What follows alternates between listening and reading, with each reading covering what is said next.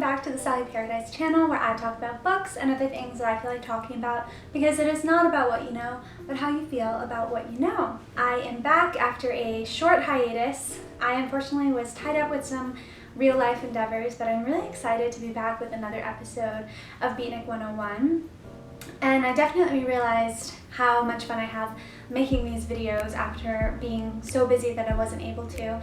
I mean, I've always had fun making them, but now I'm really enjoying the process of getting on here and talking about the things that I love, which are books. So today is a little bit of a different format. Usually I'll go over a character or an event or something with the Beatniks, but today I wanted to kind of have an easy transition in and talk about a book that I recently read that just big knowledge boom in my life for the Beatniks, and that book is called Paradise Outlaws by John Titel. So John Titel also wrote another really famous book about the Beats called Naked Angels, and I actually just ordered that one after reading this book. Honestly, there are so many gems in this book, and I wanted to get on here and talk about them, kind of read through some of the quotes, and just share some of the things that I've learned that I didn't know, or things that I just found really cool and beautiful as a little reminder.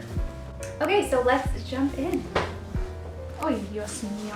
So Paradise Outlaws is a book about the Beatnik generation, and it's kind of about remembering the Beats, who they were, and he actually was able to meet a lot of them and photograph them, which is really cool, and just give these really personal accounts of the people. And it's pretty funny how he describes William S. Burroughs, so I really love that part. The book is actually dedicated to Allen Ginsberg, who he did get to meet many times and visit him on his farm, and I just think it's so cool, so cool. What I do when I'm reading is I always underline books. I know that might be sacrilegious to some people, but to me it's a really important part of my process, and I love to write down exactly what I'm underlining in different books and moleskins so that I'm able to look back on all the books I've read and see exactly what lines impacted me and what I really care to remember and hold tight.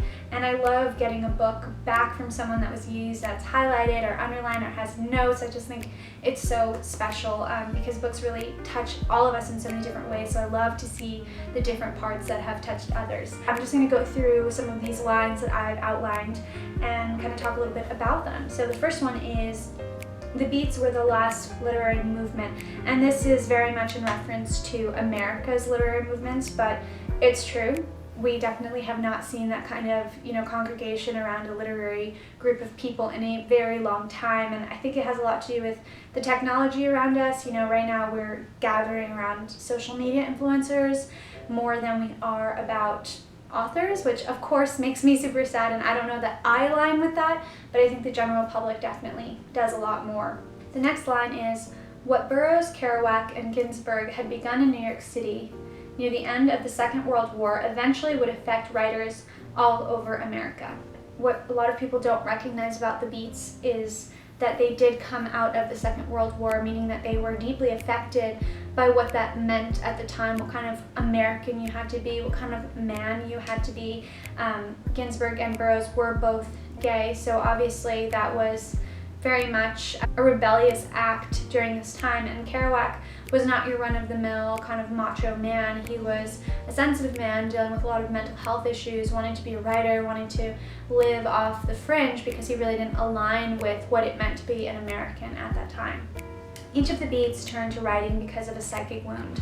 I love this line because it shines light on the fact that Ginsberg, Kerouac, and Burroughs were all trying to get through something and using writing as that medium, as trying to figure out the why in life, figure out exactly how they were meant to live with these holes and pains inside of themselves. A really beautiful thing to recognize within them, and it's very empathetic of him to see that as well. The Beat message will become even more prominent in the 21st century as the powers assumed by political states are concentrated, as such threats as biological warfare encourage the employment of technological means to control populations, as bureaucracy compromises and corrodes the concepts of human rights everywhere.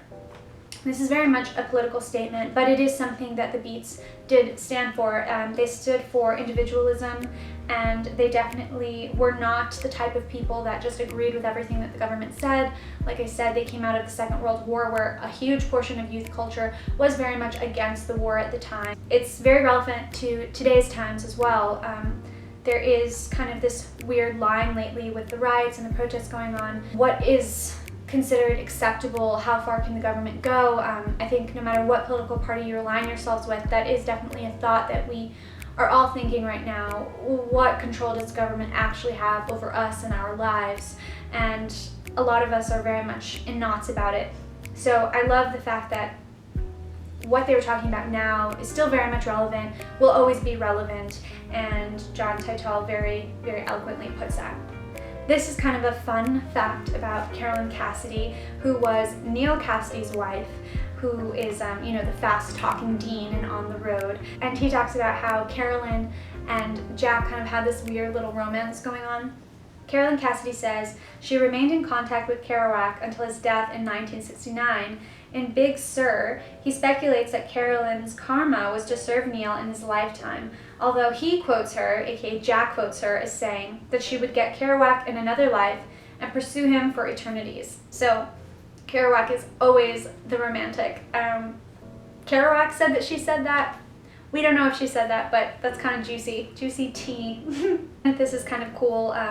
Neil Cassidy hung out with the Merry Pranksters, which are kind of the Dayglow movement, the psychedelic movement that was happening in response to the war as well, and they called him Speed Limit. Okay, now I'm going to get a little bit into what Teitel felt about Burroughs in the book. I think it's really, really funny to read. He does not seem to like Burroughs. He does not have the same admiration he has for Burroughs as he does for Kerouac. You can really see how much John Teitel has a love for Ginsberg and Kerouac, and there's just something about Burroughs that does not sit right with him. And I think Burroughs, based on what he's saying about him, definitely has the same feeling towards John Teitel. He kind of gives these short, witty remarks to him, and he says, "To us lone cats, all supermarkets look alike." Very Burroughs, really, really funny. There's another line that talks a little bit more about how John Teitel definitely lacked that love and admiration for Burroughs.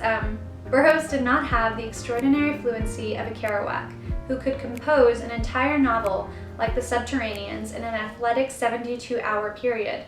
Burroughs was the sort of writer who had to pay for every word. John Teitel definitely recognized that Burroughs was an incredible writer and definitely changed the course of literary history, but you can tell that the way that he thought about Kerouac was just like Kerouac was a vessel, almost, God-given, his ability to write, and you can tell just how much John Teitel really loves Kerouac, but just that sentence. And I think that he, views Burroughs as just a pessimistic man who is kind of paying this karmic debt. And I think that Burroughs saw himself as paying an other life kind of karmic debt as well, but he also carried around the guilt of having murdered his wife.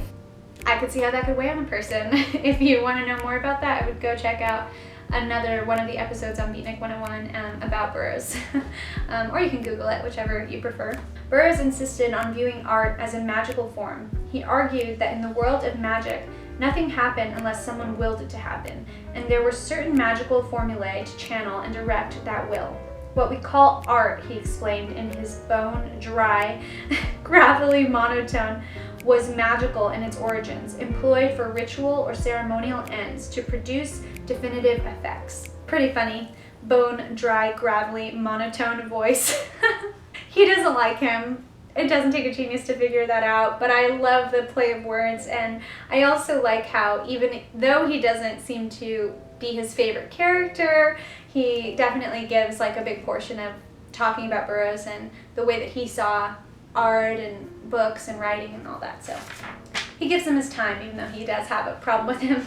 Okay, so now that I have gone through some of the lines that I really like, I want to talk a little bit more about the book and the way that it is formatted. So the format of the book is basically kind of interview styled, and it goes into all the different people that he met while researching the beats, and then it also has original photography by his wife. And I want to show you guys the photos because just like the book, I wouldn't put up the whole thing for free online, and I really encourage you, if you are interested in the beats, to support and to purchase the book. It's really, really amazing. If you like the beats, you will not be disappointed.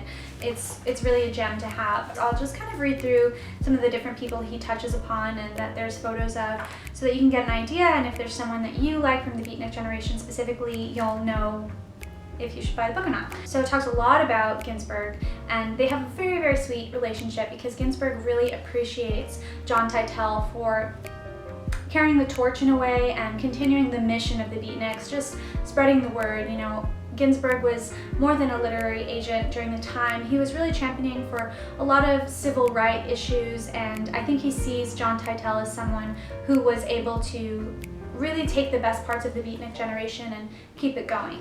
There's a ton about Burroughs, and it's pretty funny, so I would definitely recommend reading it if you are a Burroughs fan.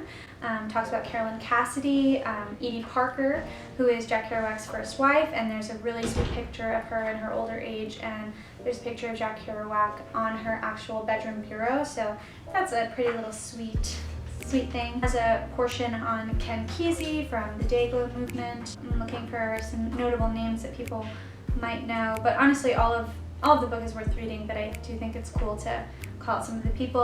Barney Rossett, who I was talking about before, he's definitely become a new favorite of mine after reading this passage on him. I'm sure that you yourself, if you do read the book, will take away your own favorite characters. Oh yeah, Hunter S. Thompson is in here. Let's see, talks a little bit about Jan Kerouac, Judith Malina, who was involved in the Living Theater. Talks about Robert Frank, Carl Solomon, who is famously the subject of Howl, Allen Ginsberg Howl. That one is cool. There's some dark imagery in there, but definitely, again, worth reading. Let's see, oh, Patti Smith. I'm a massive fan of Patti Smith, so I was really excited to see a little portion in there on her. Yeah, there's just some really amazing people in here that are for sure worth checking out. So I highly encourage you to purchase the book. John Teitel is actually a professor at Queens College in New York, which ironically enough, I went to when I was in college, but I wasn't really into the beats then. So, you know, two ships in a night, definitely probably past each other or something like that. But it is cool to think that, you know, I was walking on the same grounds as him. I'm a big fan, obviously, now. That's all I have for the video. Thank you so much for watching. Make sure to comment, like, and subscribe if you did enjoy it, and I will see you soon.